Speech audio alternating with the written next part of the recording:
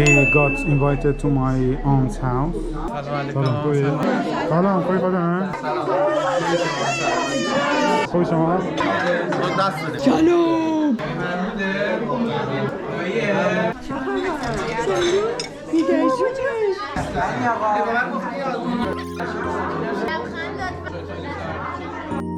سلام مرسی.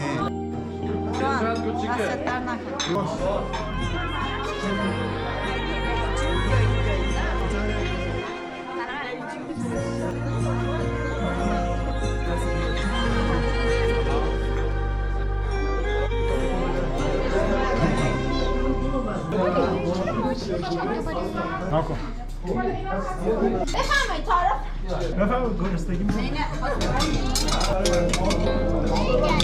خیلی دوست داره سالاد ماکارونی داره میخوره فکر اومد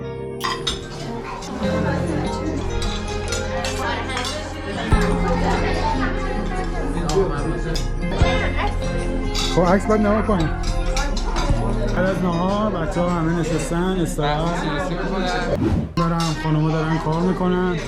The only man who's just working is Mehdat Mr. Mehdat. I don't know how to translate.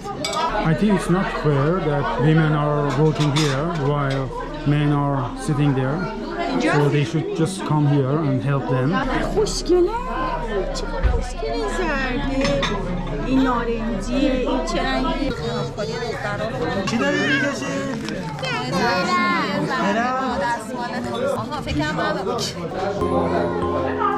This is 6:30 p.m. The guests wants to watch soccer match between Brazil and it was Croatia. طرفدار فوتبال.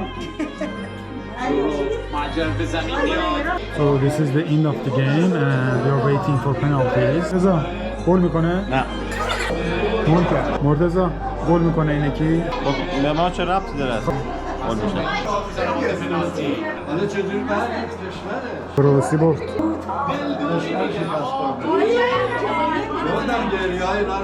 بای بای میکنه؟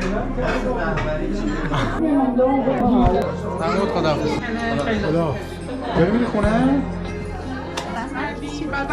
مرسی دست در نکن مهدی خداحافظ. مهناز خداحافظ.